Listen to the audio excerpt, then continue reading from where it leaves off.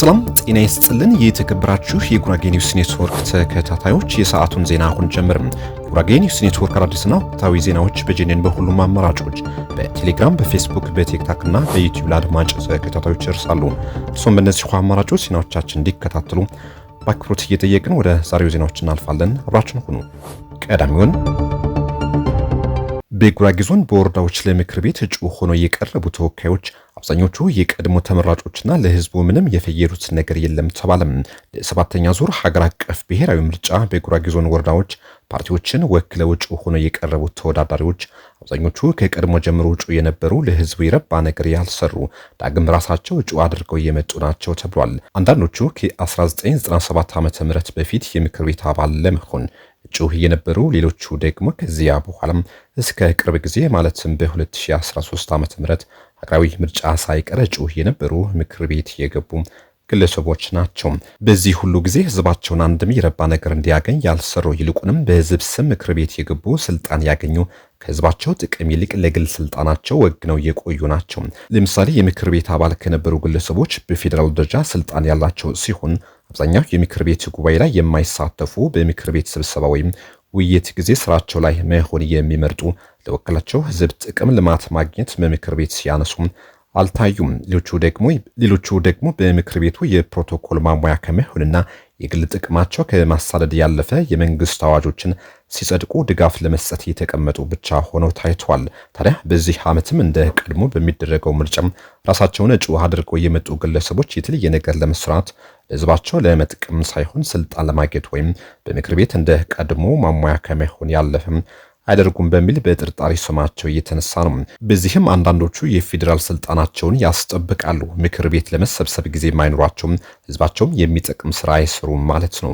ሌሎቹ ደግሞ ከዞን ወደ ፌዴራል እንደ መሸጋገሪያ ይጠቀሙበታል፣ ምናልባትም ተሳክቶላቸው ከተመረጡ እንጂ ለህዝባቸው ይህን ለማስፈጸም ቃል ሲገቡና ሲያስፈጽሙ አይታዩም። ከሁሉም በላይ ቀደም ሲል በሀገሪቱ በተደረጉ ብሔራዊ ምርጫዎችን ተወዳድረው ምክር ቤት ገብተው የነበሩ ተመራጮች አንድም ጊዜ ስለ ጉራጌ ህዝብ የልማት ጥያቄ ድፍረት ኑሯቸው ሲያነሱ ያልታዩ ግለሰቦች በድጋሚ ዘንድሮም ለዳግም ምርጫ ለመወዳደር እጩ ሆነው መቅረባቸው የተለየ ነገር ምን ይዘው መጥተው ይሁን በሚል ጥያቄ እንድንሳባቸው የሚያደርግ ሆኗል። የህዝብ ተመራጭ በዋናነት የወክሉትን ህዝብ ጉዳይ በሚገባ ቦታ ወክሎ መሞገት፣ ስለ ህዝቡ ተገቢ ጥያቄዎችን በግልጽ ማንሳት መሰረታዊና ቀዳሚ የተወካዩ ኃላፊነት መሆኑ ልብ ይለዋል።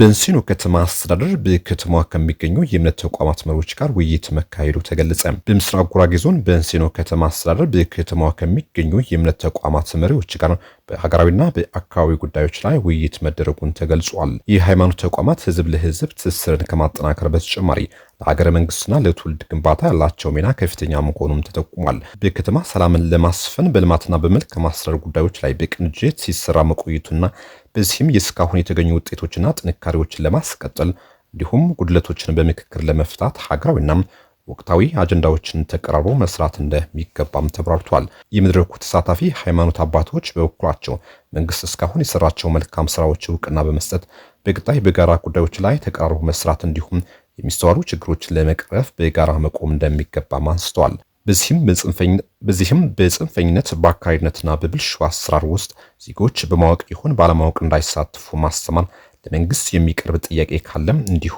ባሉ መድረኮች በሰላማዊ መንገድ ማቅረብና መፍትሄ ማምጣት እንደሚቻል ዝግጁ መሆን እንደሚገባም ተገልጿል። ህግን የሚጥሱና ለጥፋት የሚዘጋጁ አካላት በመከላከል ረገድ የእምነት ተቋማት የበኩላቸውን እንዲወጡም ጥሪ ይቀርቦላቸዋል።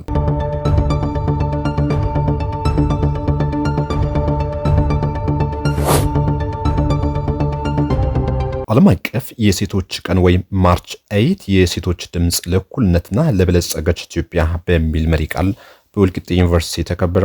ዘንድሮ በዓለም አቀፍ ደረጃ ለ115ኛ በኢትዮጵያ ደግሞ ለ50ኛ ጊዜ የሴቶች ድምጽ ለእኩልነትና ለበለጸገች ኢትዮጵያ በሚል መሪ ቃል በመከበር ላይ የሚገኘው ዓለም አቀፍ የሴቶች ቀን ማርች 8 በወልቂጤ ዩኒቨርሲቲ ተከብሮ ውሏል። በኢትዮጵያ በተደረጉ የእኩልነት የፍትህና የነጻነት ትግሎችና በተገኙ ውጤቶች የሴቶች ተሳትፎ ከፍተኛ እንደነበረም በመድረኩ ተብራርቷል። በሀገሪቱ ባለፉት 50 ዓመታት ውስጥ በሴቶች ላይ እየተስተዋሉ የሚገኙ አሉታዊ ጫናዎች ለመቀነስና መብትና ደህንነታቸው ለማስጠበቅ በተሰሩ ስራዎች ውጤት ማስመዝገብ መቻሉንም ተነግሯል። ዓለም አቀፍ የሴቶች ቀን የሴቶች ተጠቃሚ በማረጋገጥ በማህበራዊ በኢኮኖሚና በፖለቲካ ዘርፍ ያላቸውን አስተዋጽኦ ለመዘክርና የሥርዓተ ጾታ እኩልነት ለማስፈን ያለመ መሆኑንም ተነግሯል። የሴቶች እኩልነት መከበር ለዲሞክራሲያዊ ስርዓት ግንባታ ዋነኛ መለኪያና የሀገራዊ ህዳሴ ማረጋገጫ በመሆኑ በቀጣይ ወደ ላቀ ምዕራፍ እንዲሸጋገር ለማድረግ በጋራ መስራት ይገባል ተብሏል። ቀኑን በሀገሪቱ መከበር ከተጀመረ ግማሽ ምዕተ ዓመት ያስቆጠረ ሲሆን ሴቶች ከጭቆና ወጥተው በኢኮኖሚው በማህበራዊና በፖለቲካዊ መስክ መብታቸውን ለማስከበርና ድምጻቸውን ለማሰማት ያደረጉት ትግል ስኬትና ውጤት ማሳየቱንም ተጠቁሟል።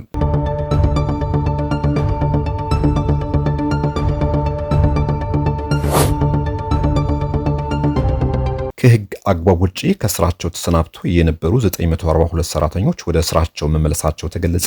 ከህግ አግባብ ውጪ ከስራቸው ተሰናብቶ የነበሩ 942 ሰራተኞች ወደ ስራ ገበታቸው እንዲመለሱ መደረጉን የኢትዮጵያ ህዝብ እንባ ጠባቂ ተቋም አስታውቋል። ይህ እንባ ጠባቂ ተቋም ዋና እንባ ጠባቂ ወይዘሮ ስመኝ ውቤ እንደገለጹት ተቋሙ የመንግስት ተጠያቂነት ለማሳደግና አስተዳደራዊ በደሎችን ለመከላከል ትኩረት ሰጥቶ እየሰራ ይገኛል። በዚህም መሰረት ባለፉት ዓመታት ወደ ተቋሙ ከሚመጡ አቤቱታዎች መካከል 78 በመቶ ያህሉ እልባት እንዲያገኙ የተደረገ ሲሆን በቀጣይም ይህንን ምጣኔ ወደ 85 በመቶ ለማድረግ መታቀሩ ተገልጿል። እንደ ዋና እንባ ጠባቂዋ ገለጻ ተቋሙ በሰራተኞች መብት ላይ ብቻ ሳይሆን በመሬትና በካሳ ጥያቄዎችም ላይ ውጤታማ ስራዎችን ያከናውነዋል። መሬታቸው ያለአግባብ የተወሰደባቸው 825 አቤቱታ አቅራቢዎች ጉዳያቸው ተመርምሮ ምትክ ቦታ እንዲሰጣቸው የተደረገ ሲሆን በአጠቃላይ 14 ሚሊዮን ብር ካሳ እንዲከፈላቸው ተወስኗል። ከዚህ በተጨማሪም ለአስተዳደራዊ በደል ተጋላጭ የሆኑ የህብረተሰብ ክፍሎችን መብት ለማስከበር በተደረገ የቁጥጥርና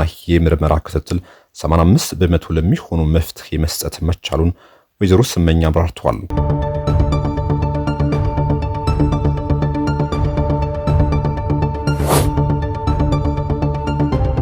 በጋሞ ዞን በደረሰው የጎርፍና የመሬት ናዳ አደጋ ጉዳት የደረሰባቸው ተጎጂዎች ድጋፍ ለማድረግ ሁሉም ዜጎች የበኩላቸውን እንዲያደርጉ ጥሪ ቀረበ። በጋሞ ዞን ባለፈው ሰኞ የካቲት 30 ምሽትና በማግስቱ መጋቢት 1 ከባድ ዝናብ መጣሉን ተከትሎ በተከሰተው የመሬት መንሸራተት አደጋ በአራት ወረዳዎች ከፍተኛ ጉዳት አድርሷል። አደጋው ከተከሰተባቸው ወረዳዎች መካከል ከፍተኛ የሰዎች ሞትና ጉዳት የተመዘገበው በጋጮ ባባ ወረዳ ነው። በአደጋው በርካታ ሰዎች ህይወታቸውን ባጡበት የጋጮ ባባ ወረዳ ከአንድ ቤት እስከ 5 ሰዎች መሞታቸውም ተገልጿል። በአደጋው ምክንያት ዜጎች በከፍተኛ ሰቆቃ ውስጥ ናቸው የተባለ ሲሆን ሁሉም ሰው የሚችለውን እንዲያደርግ ጥሪ ቀርቧል። የጋሞ ዞን ፖሊስ አዛዥ ኢንስፔክተር አብርሃም ቡሄ እንደገለጹት በአሁኑ ሰዓት ዋናው ርብርብ ቀሪ አስክሬኖች ፍለጋ ላይ ነው ብሏል። እስካሁን የተገኘው የአስክሬኖች ቁጥር 95 መሆኑን በማንሳት የጠፉ ሰዎች ቁጥርም 128 ነው ብሏል።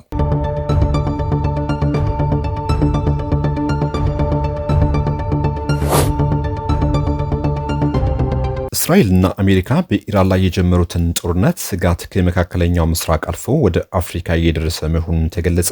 አሜሪካና እስራኤል በኢራን ላይ የከፈቱት ሰፊ የጋራ ወታደራዊ ዘመቻ ተከትሎ ኢራን በባህረ ሰላጤው ሀገራት ላይ የፈጸመችው የአጸፋ ሚሳኤል ጥቃት ከመካከለኛው ምስራቅ አልፎ በአፍሪካ ፖለቲካዊ ላይ ጥልቅ ንዝረት እየፈጠረ ይገኛል።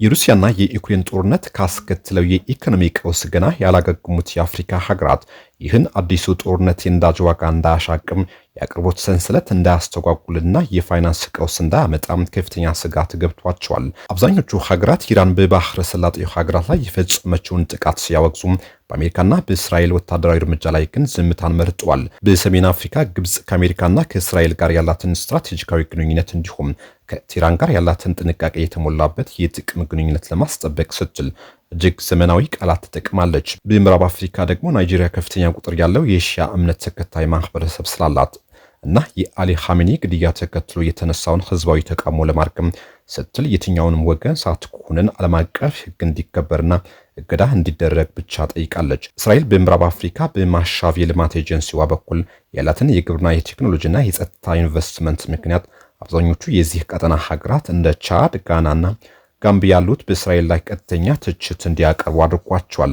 ከአብዛኞቹ የአፍሪካ ሀገራት በተለየ መልኩ ደቡብ አፍሪካ ብቻዋን ጎልታ ወጥታለች። ፕሬዚዳንት ሲሪል ራማፎዛ የአፍሪካና የእስራኤል ጥቃት በተመለከተ በይፋ አቋማቸውን የገለጹ ሲሆን ይህም ደቡብ አፍሪካ በእስራኤል ላይ በዓለም አቀፉ የፍትህ ፍርድ ቤት ከመሰረታቸው ክስና ከጠቅላላ የውጭ ጉዳይ ፖሊሲያቸው ጋር የሚጣጣም ነው። ይሁን እንጂ በአጠቃላይ ሲታይ አፍሪካውያን የኢኮኖሚ፣ የዲያስፖራ፣ የጸጥታና የውስጥ ፖለቲካ ጥቅሞቻቸውን ለማስጠበቅ ሲሉ የቆየውን የርዕዮተ ዓለማዊ ግንኙነት ትተው በብሔራዊ ጥቅማቸው ላይ ማተኮር መጀመራቸውን ይህን ጦርነት አጋልጧል እየተባለ ይገኛል። የተከበራችሁ ውድ የጉራጌ ኒውስ ኔትወርክ ተከታታዮች ለሰዓቱ የነበሩን ዜናዎች እነዚህ ይመስሉ ነበር። ቆይታችሁ ከጄኔን ጋር ስለሆነ እናመሰግናለን። መልካም ጊዜ